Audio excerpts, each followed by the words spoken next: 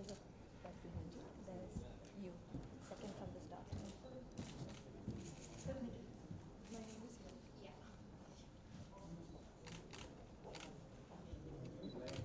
Sonali Bendre with us today, who is a successful actress, an author, homemaker, and a reality show judge. We have Madhuri Rukia, who is a well known fitness, posture, Pilates, and nutrition expert. We also have the discussion. Hello. Hi. Okay. Good afternoon. She's already introduced me. Shahtaz Mirza is such a responsibility. Just people know me as Shazi. One quick correction over there is that there are fantastic mothers out here. I am mother to a puppy. Uh, my challenges are just as important. But we're at a place here where we have such fantastic panelists with such different, diverse ideas to share. So I'm really excited, and I think we should kickstart this whole thing with a video. If I could just please, thank you. For everybody who doesn't know, and I'm guessing you would, this is CEO of PepsiCo, Indra Nooyi, please. I don't think women can have. Would actually like to understand, how much of a challenge is it as a working parent in your daily life? Can you give us a bit of an excerpt from your life, please? Good afternoon, everybody, and it's great to be here. Nice to see you all, and I'm sitting on a panel of extremely talented women here. Uh, my day is pretty normal in a lot of ways. It's the same thing, like what she was saying. Am I being the mother, the wife, the daughter-in-law, daughter, or the sister, the friend, or just me at some point? So there are times when in the day when I get lost playing all sorts of these other roles, which are not the roles I played in my career, but they're all there. And then there are times when there's that one bit of time where I dig out and find some time, which is my me time, which for me has turned to be my coping mechanism, as she was saying, which has been my me time. Uh, the guilt factor is also true. It does come in. I think we are all kind of conditioned to it. It's in our DNA, it's in our subconscious to be guilty about a lot of things. As mothers, we feel guilty. As daughters, we feel guilty. I think somewhere as women, this is kind of in our upbringing or in our subconscious of as a society itself, that even if we are too happy, we start feeling guilty about it, literally. So it's just, the guilt is not just about being the mother, we're just guilty about things. So these are the things that as you grow and you kind of realize it and you start correcting it and, saying that no, you use the word was beautiful, the coping mechanism, and you start finding out how you can manage it. So my day is sort of normal for the longest part of the day. I get up, send my child to school, do housekeeping, get to some meals off and finish off the work and everything, attack all that. And then sometimes from afternoon, or there are days when it's a shoot and it turns into a completely different kind of a day. So suddenly I'm a very, very normal housewife or a mother or whatever. And then when I go onto the set, I am everything that I'm not in the house. So like what I'm looking like now is exactly opposite of what I would probably looking with the hair all over the place, trying to cope with getting things and getting the son onto the school bus on time, etc., etc. So in certain ways, it's very similar to any normal woman, and in certain ways, it's not. So both of that is kind of a North Pole, South Pole situation for me, where my profession calls me to look a certain way, and when you look at the pictures and you get a feeling that, oh, this is a glamorous life and this is so, everything is so perfect and everything, and you just realize that nothing is ever perfect, and behind the glamour there's a lot of hard work, and that's how the day goes by. So it's not too much different from what it is with other women. Only the celebrity part gets a little different. That's what it is, I suppose. Isn't that comforting to hear? You can be Sonali Bendre and still feel guilty because, hey, we're conditioned. Thank you for that perspective. So we have two wonderful nutritionists on the panel here. I'm going to try and spice things up a little. First, I'm going to pose a question to you, Madhuri. Um, we can get technical data out and everything, but what I really want to understand is that, you know, you are a nutritionist, you have everything on point, you know, etc., this needs to be done at so and so, etc. But you are also a mother of two Yeah. young dynamic girls. So I want to understand the challenges of a nutritionist at home. You're a working parent and you have two girls, so. Yeah, every time I serve something on the table and it's not healthy, then my children say that, Mama, but you're supposed to be a nutritionist. So, I have to be double time nutritionist with my girls because both of them are also into fitness. And one is 26, one is 20. They're dancing into fitness. Wow. And so, what we recently started doing is making that, the whole morning is gone into making our meals. So we have about 4 or 5 meals that I cook with my girls in the morning, every morning. So, because if the morning is taken care of, everything's taken care of. And then, we really talk a lot about nutrition now. And earlier, it's much easier for me. Let me confess, it's much easier for me to provide nutrition for my girls when they're into fitness right now, unlike when they were much younger. Because, then they have those, I don't want to eat this, I don't like this, I don't, so now I say it's going to be healthy. You can do 20 more squats with something like this. Oh, let me go ahead and, have that. So the challenge has changed now because, I guess I've been the role model for my children, and they've also adopted the fitness way. So we're all about, discussing nutrition. And the other day, my Parisha said that, Mummy, I believe this particular food is not that great anymore. I said, so show me the research. I mean, where has that come from? So it's really a little different, but I think, planning and packaging small, tight, nutrition-dense meals is the way we go. Fabulous. Yeah. Fabulous. Thanks, Madhuri.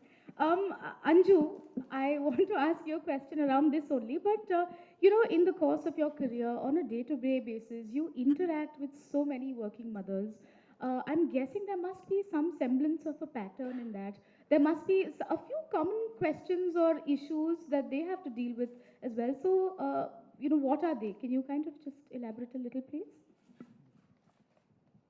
Uh, See, definitely there are two observations which I have made. First observation is the fulcrum of your balanced diet, as well as balanced, I'll put it like this, balanced meal and healthy snacking, and your exercise or physical activity, it has definitely drifted. People have moved on to something called as unhealthy meal patterns and unhealthy snack times and sedentary lifestyle. This is the first observation which is common. And the second observation is the onset of lifestyle problems, which we call it as ex-metabolic syndrome problems like overweight, obesity, hypertension, diabetes, cardiovascular profiling, then PCOD, hormonal imbalances. They have started to happen at a very, very younger age category. So then from the client point of view, the similarity is basically the eating pattern. I would put it like this, probably the awareness level in terms of nutrition is less, and secondly, the time frame is definitely less. And once you correct it, to very large extent, you are able to bring them out of these problems. And if not out of these problems, you inculcate a management regime for them where they are able to manage with their problems. Thank you so much. You know, I'm, like I said before, not a mother to a human baby, and I'm only now understanding the importance of what it is you ladies do on a daily basis. And you know how you mentioned that we are conditioned to feel guilt as women. I always thought that it was just an Indian woman construct, but to offer me perspective about what goes on in the West, I'm going to trouble Emily, please. I really want to understand how different are the, like day-to-day problems that these wonderful ladies discussed here, how different or how similar is the issue in the West? Well, I think the guilt is a global issue for moms. I do think that there's something innate in the way that we are either raised or just brought into the world that causes us to carry guilt with us in a lot of ways. My life is a little different because my husband actually stays home with our kids. And so we made that decision about 6 years ago. And with my job, I travel quite a bit, and we just determined that it was a lot easier for us to have one parent at home helping. It's a lot more expensive in the United States to have nannies and other helpers, and so that was the way we kind of managed it. But it doesn't remove the guilt. I often have to think that it's a great thing that my kids have their dad with them, and remind myself of that because they will always have a connection to me because I'm mom. And so they're building some time with him, but it's hard. It's still time away for work or going to work out or traveling. It's tough. Yeah. Thanks, Ami. I'm going to take this a little technical now. So what I want to understand is, it's like she very rightly said that she has a stay-at-home dad for a husband, but at the end of the day, let's just understand the fact that a woman is perceived, and rightfully so, as the primary caregiver. Madhuri ji, as a question to you, how, what would your advice be to women who have to manage their family health and the overall physiological well-being of their 2.4 kids and their husband, etc. Any tips, because there are going to be challenges to make sure that everybody is eating right. I think the first thing is that we have to be ready to take on the challenge. If we find that the challenge is so daunting and we don't want to take it on, then we've lost the battle right there. So, and it's really, it's very easy. I'm really saying that. It's really easy to do if you look after yourself. And if you look after yourself, it's contagious that you start, you automatically become a role model so that others become just like you. So I remember, the flight attendant saying, put on the oxygen mask on you first before you look after. Yeah, so that is clearly that's something that I believe in. It's also about planning. I know planning can get very boring. To-do lists are really things that we don't end up doing, but a little trouble taken in that respect really works because, if we do something for 5 days at a stretch, then automatically the body takes over, the brain takes over, and you don't have to go on replanning and things like that. And get the family involved. Let's all get involved in doing. We all want to be healthy, right? So why not do something about Beautiful, it? Yeah? beautiful. In fact, a little while ago, we were having, all of us were just sitting and having this conversation, and Anju happened to mention something really valid about, planning and, involving the family, and maybe there might be fewer challenges. So can you kind of just share that? See, if you are involving your family and planning it, believe me, 90% of your work is done. In the sense, at the same time, if you are involving your entire family, you are at the same time educating them. Like she beautifully stated, ki it is your mind game. For a couple of times, you need to plan. After that, mind will definitely take over. But see the response. If you are involving your family, you are educating them also, which is what you are wanting to do, to inculcate that right, healthy habits. You are definitely doing that along with it. Great. Okay. Sonali, I must ask you this.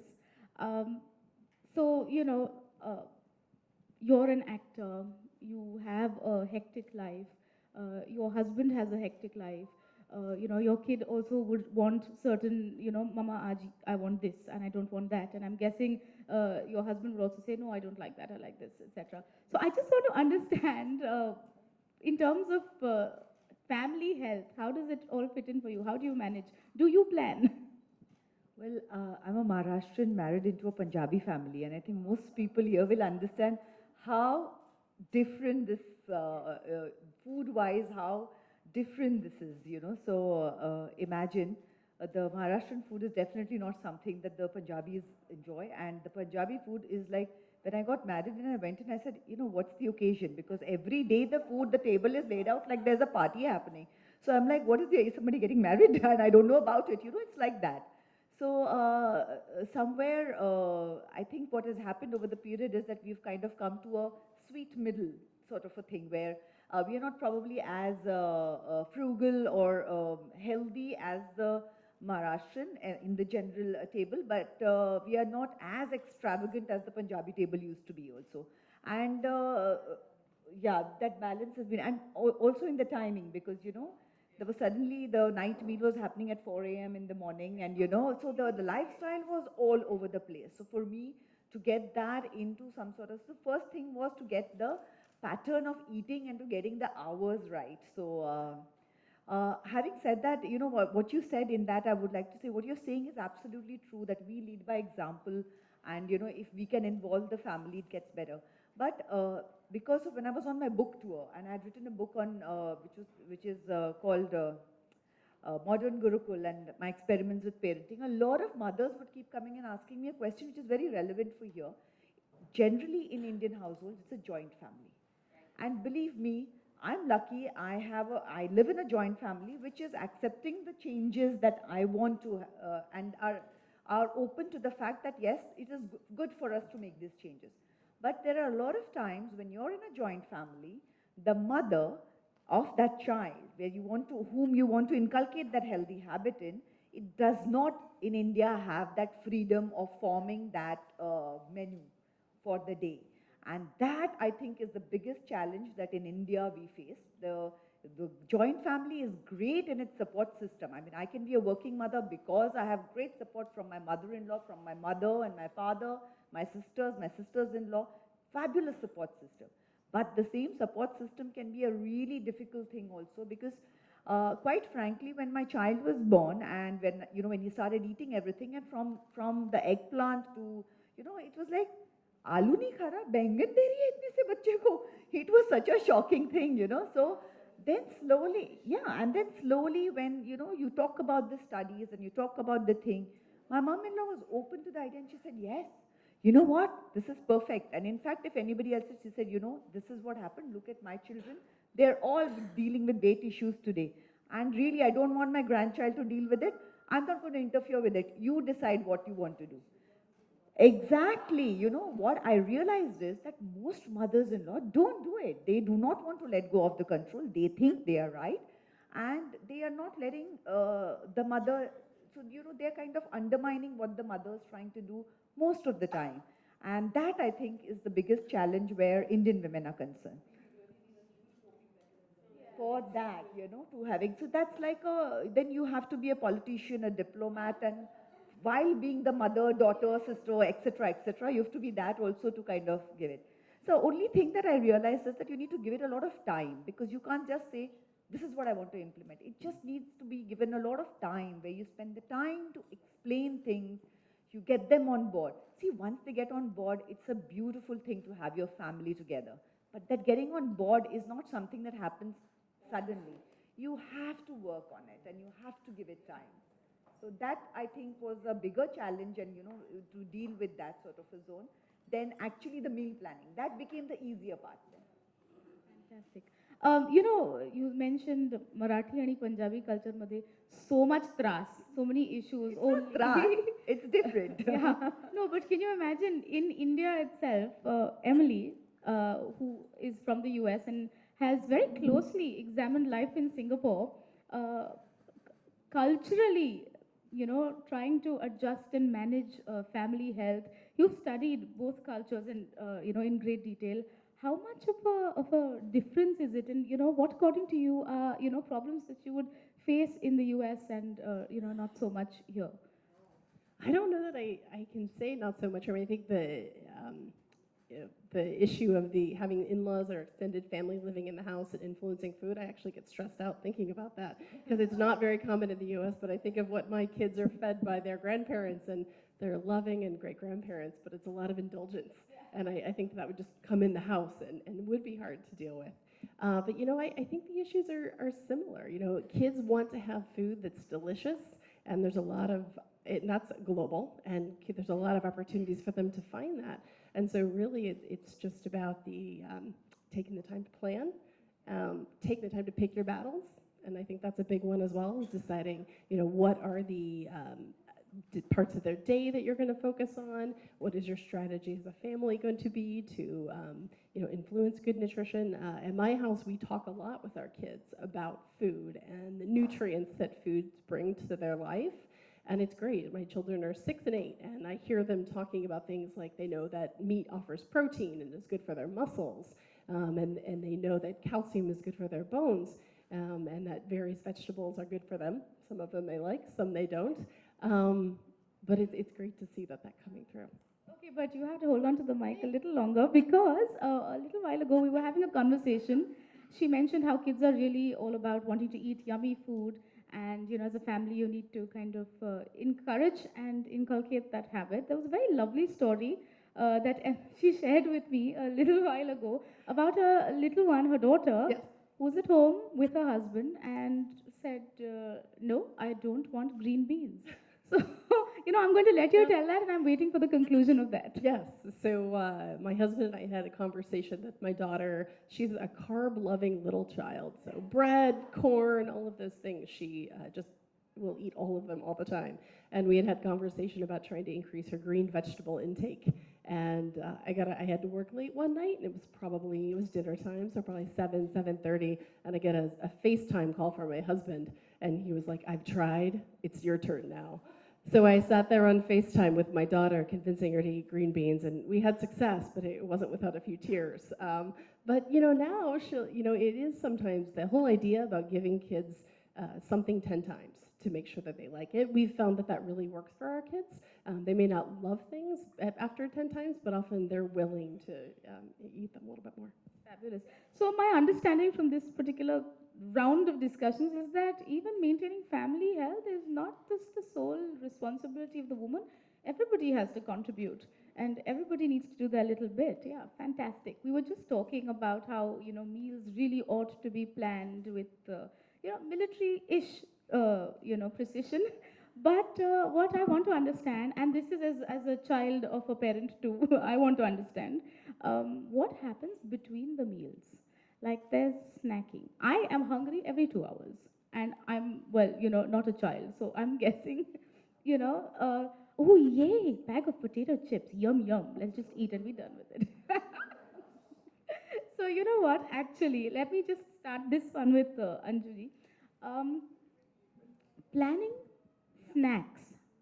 Actually, just give us the technical lowdown, please. See, in most of the households, what happens is people tend to emphasize on the main major meals, but without realizing your biggest culprit is your snack time. So snack time is the meal which requires lot of emphasis. And what are the ingredients which are very, very essential to make it as a healthy snack time is the protein component, which in Indian diet by far is typically low in your daily intake. So there is two components which are very, very essential. One is your protein component which is required, and other is your micronutrients. Micronutrients are those nutrients which are required in small quantums like your vitamins and minerals. I find key handful of almonds is an extremely healthy and very, very satisfying snack time meal which can be introduced. It is a finger food where the small children don't have to mess around with. They have to simply pick and put it in their mouth. Fantastic. Sorry, continue. This is a personal thing. I'm sorry, I'm making this about myself. But you know how you grow up with your grandmother saying, "Ki beta, saat badam, soak it in the night, and next morning you have the tedious task of spending precious moments peeling it, and then you drain out the water, and you see a pretty looking white badam, and you say, now I will eat this." You were telling me something really important about the skin of the almond. See, first I'll tell you what is the logic behind soaking of your almonds. Typically, all your water-soluble vitamins and minerals, they are present around your skin. So when you soak them, they tend to seep inside the grain. So what are you left in the morning is the skin and the almond, which has full nutrition in it. So there is no need to peel that skin because that is contributing to your fiber part. So I would say highly recommend. So the last bit was fine, but that's Peeling of skin is actually not required. It is, you can consume it with the skin because it's adding to that fiber. Okay, okay, thank you. But why do we soak then? Soak because around your skin there are vitamins and minerals which are present. Otherwise, what will happen is the chances are very, very high until unless you chew them very properly, because the saliva is alkaline in nature. It will definitely dissolve that vitamin and mineral and it will get absorbed. Or else, if you soak it, then the chances are 100% na, you are getting the complete nutrition out of it. It's like it's bioavailable in the body. Yeah. For some studies, it is, but I think an interesting point that she made is, yeah, if you chew it very well, or you have shavings, if you don't like it soaked and you don't like that mushy sort of, you want the crunchy taste, and I think it's very good. I mean, you at least 20 chews per almond kind of thing. Yeah, so you know, It's getting like them to do meditative these almost, 20 yeah. chews is a really big issue because they want to gulp down things. So what I realized, what worked for me was that you know, my son goes to school, which is a nut-free school, so you know, I can't really put that in his yeah. So that is not going in his school bag. So I've been trying to do, and what has been working for me is make them more interesting. Just almonds are a little boring, you know, like he'll probably you know, want to, why is it that you want those like you said, the crisps and the thing. So I realized that my son likes this tangy and little, what we in India say chatpata. As long as something is chatpata, he enjoys it. So we started, like, you roast them a bit, add a bit of masala to it, and you know, it becomes such a lovely snack. And then he's Almond happy. ghel is also a good idea. Yeah, and you know, also I chop them up and you know, use them to, if you're making the momos, you know, of them, and you kind of roll it in the, you know, like really No, finely it's a chopped really almonds and versatile all that. So he's Yeah. eating it without thinking that, oh my God, because sometimes what happens is he says, oh, you're making this too healthy, this almonds and all, they're very boring. So they don't even realize he's, you know, eating it. So a lot of times you crush it and put it in the porridge, you know, and stuff like that. Like literally when he was a baby, it would be like a powder that's made and kept from with this thing, and I would just like add it, and the nutrients are going in. So different ways to kind of do it, rather than it's like me as an adult, I have my pack with me in my bag constantly. I can eat it, but for him, I need to make it more interesting. I'm sure people who have children with a little sweet tooth can make it with honey, you know, and sesame seeds on it and whatever. Make it more interesting and yet healthy in that way. A great snack it makes. And the thing I Great think snack about for almonds, husbands you also. said, you know, it's is because of its high fiber content as well. It gives you a lot of satisfaction. You feel full, and feeling full is a really important strategy for health and wellness, because if you feel full, then you don't feel like binging, and you don't get hungry very quickly. So you're attacking two parts of your health issues, challenges in one go, and that is why, you know, I guess even I keep I have a lot of almonds every day. Yeah. I was Yeah. just going to ask you, that you came in and you said, I've already had my 12 almonds. Sorry, thank you.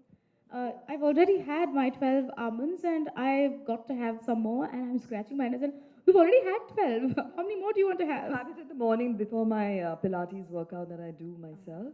So 12 almonds, 1 glass of spinach juice, and a fruit. So that's like my pre-workout. And And when I weight train, I want to have like a high fiber uh, post-workout snack. okay. So that's Greek yogurt and 12 almonds again in a smoothie. So yeah, so you know, these Yeah, ladies with a were, little bit of protein shake or some chocolate, cocoa flavor. Yeah. so they were sharing some yarn, if you will, on how many almonds you can have in a day. And I said, oh, seven. Seven is the right answer. And they said, no, child, not seven. So there's a funda you had. Somebody was explaining to me about a fistful of almonds or something, which is fine. Can you please, really, I am actually very fascinated. I always thought, oh, 5 or 7, no more. So you were saying that you can have about 23, 24 or some Yeah, so such. you know, I think what we have to really understand is the difference between nutrient density and calorie density.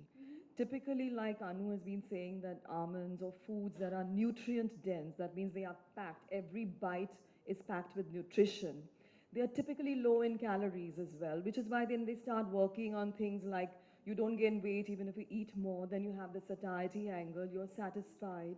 And then the elements and the nutrients in nutrient-dense foods, like a handful of nutrient-dense almonds, means that, even the blood sugar is balanced. And that's really big, because if our blood sugar is balanced, we are not seeking quick fixes. The brain is not seeking a quick fix. So, automatically everything gets planned very, very easily. Fantastic. Yeah? I'm. You, In fact, when we say sorry to cut you. yeah, I have such a shrill voice. I'm going to trouble you to like cuddle the mic like it's your child, please. Hold it close and talk. oh, okay. See, when we talk about nutrient dense, how it adds to your satiety, at the same time, there is a slow release of sugar which is happening, which is the most important parameter for you to not get that kind of craving, because slow, little by little, sugar is getting released. Your insulin output and effectiveness in terms of its functioning is also very, very high. The person does not, because that small quantum of sugar which is getting released is surely getting metabolized. But if it is a higher, it's not a nutrient dense, which low on fiber, then what happens is the quantum of sugar which gets released is very, very high. So chances of a person putting on weight is very, very high, because that sugar will definitely get converted into fat and store inside your body. So almonds absolutely a good example of food which is a low glycemic index food and sorts your body completely. Fantastic, fantastic. Sonali, you were talking a little while ago about how you make it so interesting for your son, and you're kind of hoodwinking him into saying, "Are Khalid, it's so yummy." And but yummy, yeah, but healthy and how? And I'm just thinking, what a bunch of democratic parents. Because when I grew up, they were just placed in front of me and I was told, eat, and that was done. So, and then as I think evolution happened, parents just said, look, we have work to do, stuff pays here. But apparently, I think just a few months ago, there was a study conducted, and apparently there seems to be a paradigm shift in the mindset of working parents, working mothers, where they are not just simply looking to feed their children, but they're making sure that whatever snacks that are going into their system are healthy snacks. So yes, crispy, healthy, yummy. And case in point, I'm going to make it yummy for you. I'm going to make it appealing for you, but I'm also going to make sure that nutritional value is maintained. I actually would like to know: do you think, in the course of your career, you meet so many people, you meet so many working mothers? Is that happening? Much more so now. I mean, the tide is changing from women are no more in the background, more and more front runners, and you're not so expected just to stay in the four walls of your kitchen and sort of backseat drive the the care in the house. But you are actually becoming a leader by taking your own personal decisions. You want to be financially independent. You want to make yourself into somebody. And now the role, I think, for the woman has changed from just a caregiver to a motivator, really. I mean, she's become a role model. Children and everybody want to follow her. And as an influencer in the family, a prominent influencer, she has to be really careful of those lifestyle decisions. And I think this change is really happening. I mean, so I have working women coming to me and saying, what can I do to improve my health and also that of my children, much more so now than they ever did earlier. So people Yeah. are basically now also saying that yes, let's just snack healthy and be sensible about Yeah, it. yeah. Fantastic. They're Okay, doing that. Emily, um, I want to understand, since you have kids youngish, right, 6 and 8. Uh, so I'm guessing for you ladies, it's not difficult. You're explaining to them that look, nutritional content high, ergo eat. But for a child to, I mean, come on, I mean, there's chocolate there. I'm just saying, come on, you know what I'm saying? So how do you negotiate? And I'm going to come back to you as well, because your child is not grown up as well. So yeah, so yeah. I think one of the strategies we've employed is giving them some empowerment. And so we have areas in the pantry and areas in the fridge that are known to have the healthy snacks that are permissible for them to eat throughout the day when they want. up till 4 p.m. And so that includes nuts, obviously, almonds, and other nutrient dense items. And then in the fridge, there's fruit. And my son prefers almond butter over nuts. So we have a lot of those things on hand for them. And giving them the opportunity to make the choice, they feel really proud. And they'll come and tell us that they made a good choice. And so that works. Not every day, but it works a lot of the days. Yeah, so first of all, what has helped me is really not keeping most of the unhealthy things in the house at all. So when you go into the cupboard and into the fridge, and that's a new way of looking at it. It took a while because my mom-in-law would say that ye ghar pe nahi hai, because the idea has been that everything has to be there in the house, because at any point whoever comes and can ask for something, and the Indian hospitality means that you should be able to provide it. And I said, mom, but in that way, what is happening is that you have diabetes, and I don't want my son to be eating it. I definitely don't want your son eating it. So what has happened, and I'm not interested in it. So what is happening is that, we have something that just lies there, and then, we are kind of either chucking it, and so hence we are wasting food, or we are doing something worse than wasting food, that is putting it into our bodies and making ourselves ill, even worse. So the idea was to not have it. Now, when there are certain, I'm not saying that you can never eat crisps. So I love them too, and I do eat them. But you get them, there is certain thing, there's a birthday party happening, or there's somebody coming in.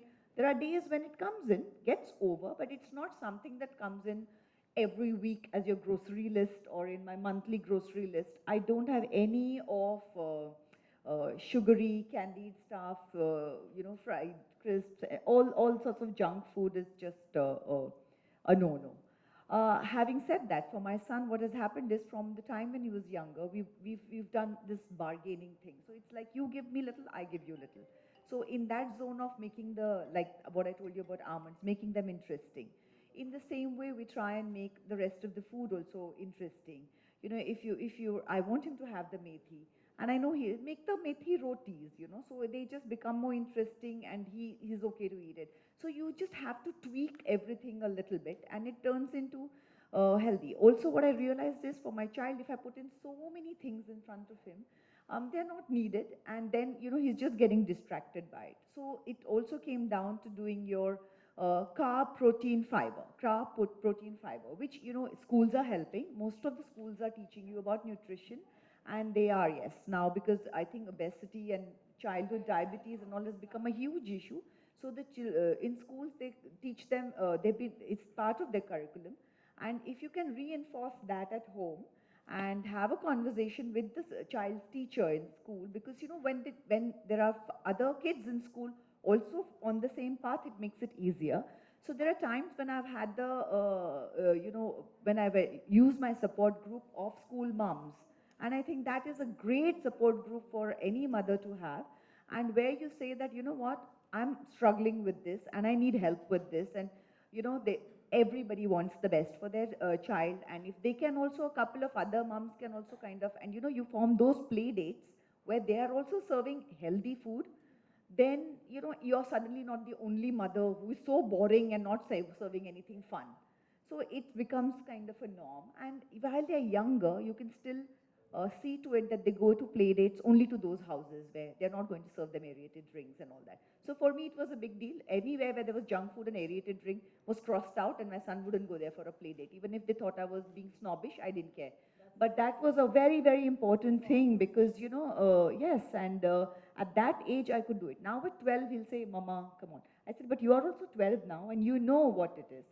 Also telling him that every family has different rules, and this is our family's rule. So we sit down and we say that, okay, you wanted this gadget, how do you earn it? So this is the thing. So everything is a bit of an earning.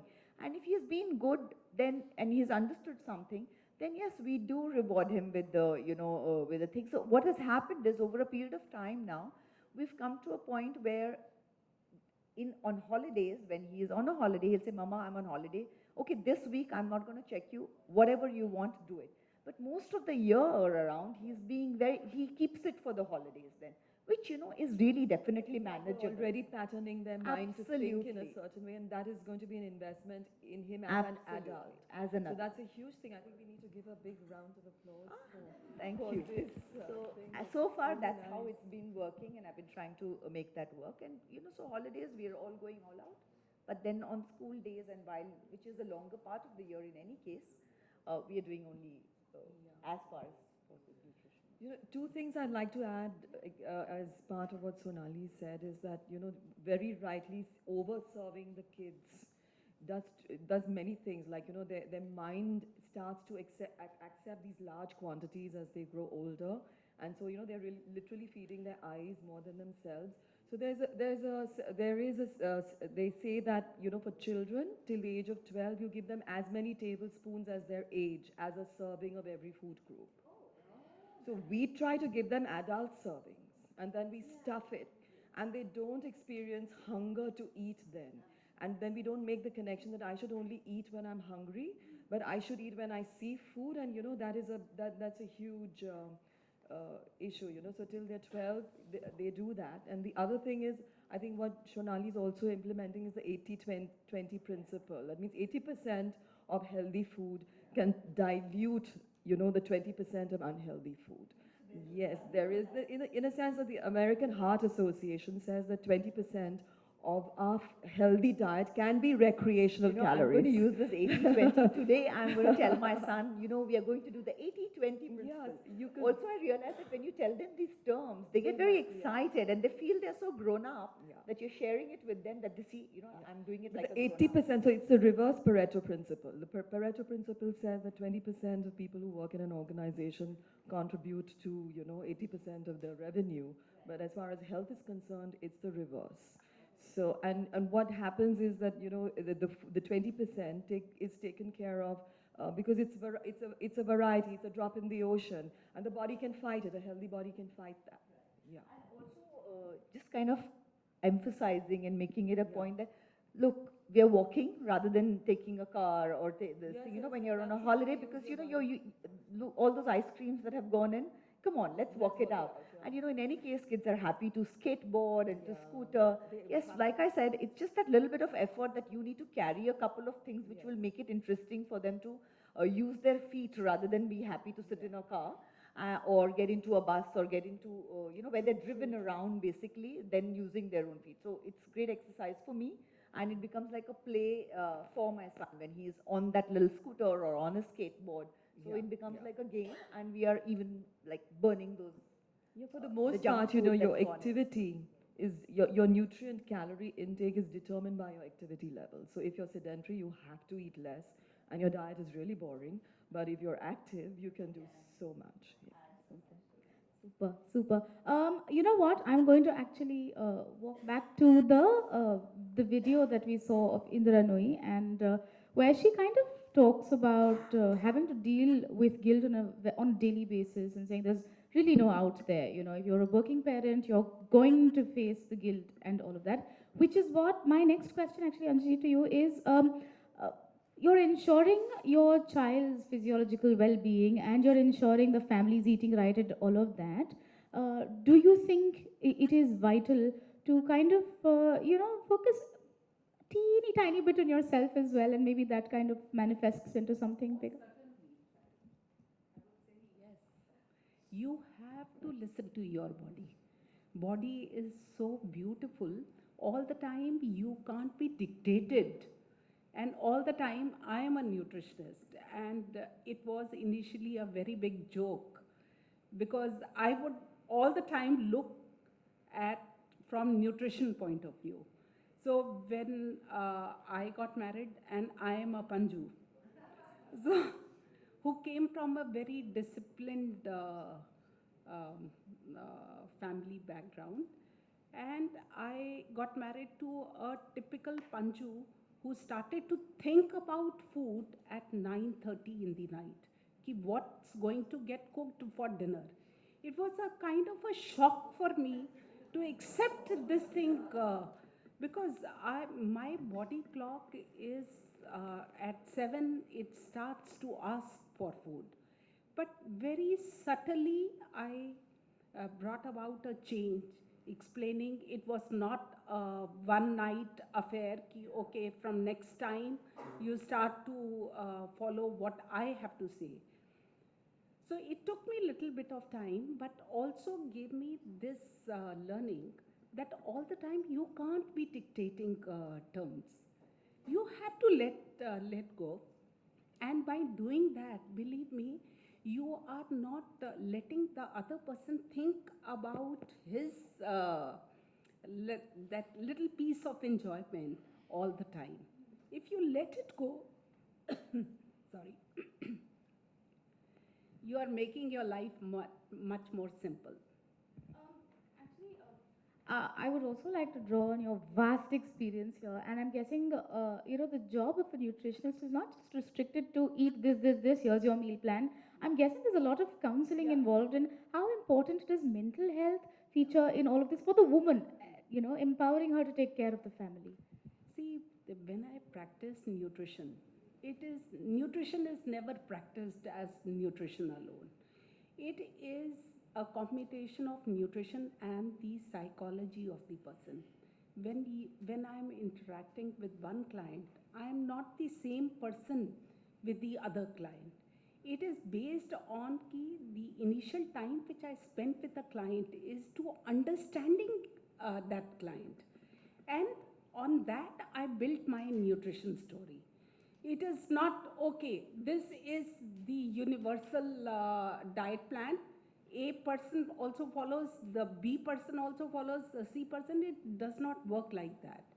Each requirement can be very, very different with each individual. So it is whole set of things that you need to take into account while following a nutritional pattern.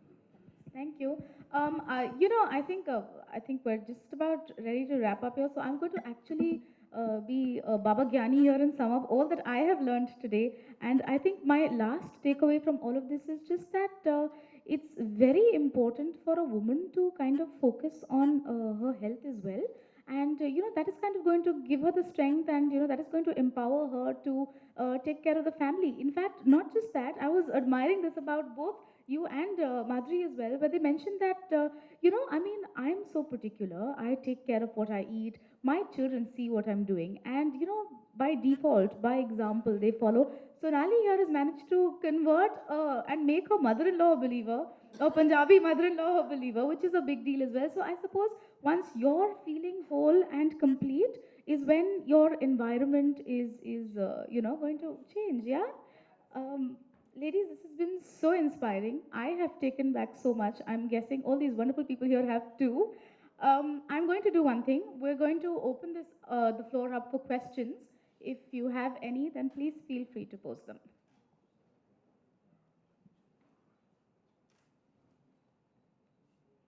You guys just came for the almonds, no? Yeah, absolutely. No, I did too. It's all right to be honest. No questions at all? Sonali, if you have a question that you want to pose to the nutritionists or anything? So I want to know the ratio of Pilates and weight training that you do in a week.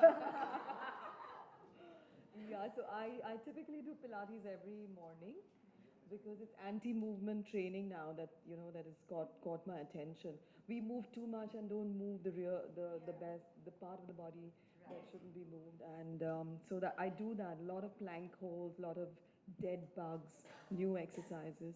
I do weight training every day. I love my muscle.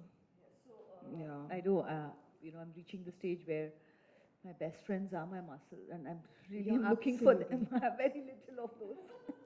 But you can change your muscle composition based on the diet. And what's really interesting now, as per the new research, is that you want some. It's not so compartmentalized anymore into breakfast, lunch, dinner, and we have to look at protein adequacy. And I think we were talking about genetic nutrition because the power of nutrition lies in silencing the bad genes from expressing themselves. So that's a huge new thing that's coming up. And these wonderful little nuts are part of that silencing package, yeah.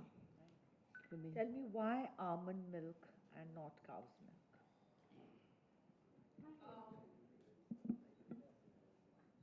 I would say, see, when you exercise, y- after your exercise, before you exercise, you require a simple carb source in small portion. That is your biggest factor, which will help you to mobilize your fat. That's precisely why you are exercising. After you have exercised, so just look back at your physiology, what all has happened. You have mobilized your fat. In other words, there is plenty of energy which is present in your bloodstream, right? But still, after exercising, you are very, very hungry, right? So you require, the culprit is typically 90% of people, what they do is that they will come back home and eat another carb source. Body is not asking for energy, it's not asking for that sugar to come back into the bloodstream. If you are having a carb source, it means the quantum of sugar body is going to liberate, it will again get converted into fat and stored inside your body. What body is demanding, the culprit is fat because it has got mobilized. If you take in protein, then it works beautifully because post workout, because the body has enough quantum of energy present. So how will body take your protein source? It will say, protein, go and perform your function. It will help you to build your muscle. Now, the question which you have asked me is why almond milk and why not your cow's milk? There are two facts which I'm going to state.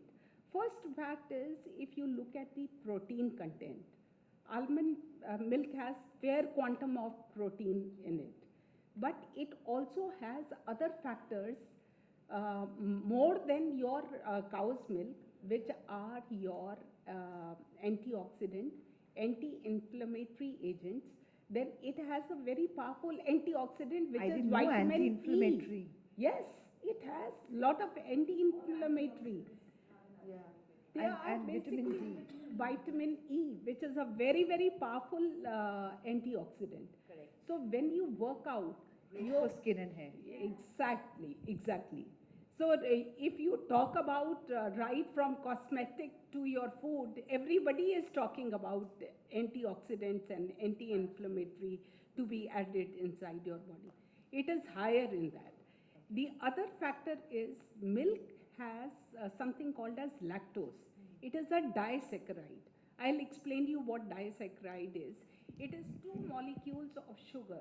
When they add together, it forms a disaccharide. But still, it is a simple sugar only. It is lactose which is present in your milk. But if you compare that's simple carb in the almond milk, it is considerably low. So I would say a person can actually switch over to almond milk. Yeah. Yes. Or at least increase, have it as part of your several milks that you have, definitely. That would be good for variety. What I would like to say is that so it's not a bad idea to kind of switch to almond milk in the cereal. Sonali, I'll suggest another thing. See, typically when you come back from your workout, you want to have something solid. Hmm? So the ideal combination would be a milk cereal, is what generally people tend to have. I would say bring down the percentage if you are having it, let's say with cow's milk. It is also nutritious. I'm not stating ki don't have, but I am telling you how relevant it is to switch over to almond Because milk. we don't do that kind of activity. Right. We have sedentary lives. Right. We are getting into our lives. We are not going to fields and working, or we are Yeah. not doing that kind of physical labor anymore. Right. We are at a desk somewhere or some, Yeah. in that zone. So we understand that we have to do that workout because that's the way we are Yeah. moving our body. But as soon as we do the workout and we come back, then like you said, Yeah. with the cow's milk, we are back to square one basically. Yes. After the that, quantum of simple sugar is definitely higher. exactly. So it will be a healthy choice for the Yes. lifestyles that we have in cities Obviously. to move to almond Yes. milk. So it's okay to move a child to almond milk Yes. also, right? Why not? Safe. Yes, absolutely safe. Okay. Thank you. I think this was fantastic. Our questions got answered here only. How lovely. So I'm guessing there are no questions here. I'm going to invite the lovely Sonika to come back. Hi. Thank you all for that lovely discussion. And now I would like to invite Mr. Sudarshan Majumdar, Artistic Director of Bound Milk, California, to come up on the stage and present the token of appreciation.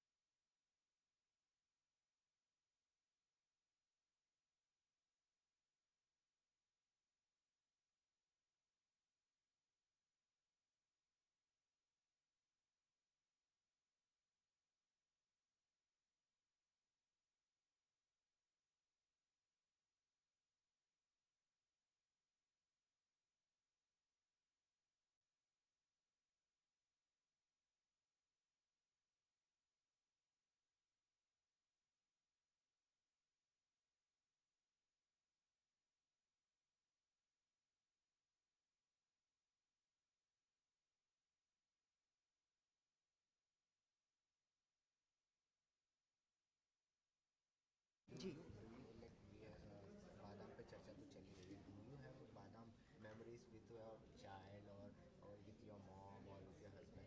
Well, it's a joke because I never go anywhere without my pack of badam in my bag because I'm hungry, and if I don't eat on time, I get hangry.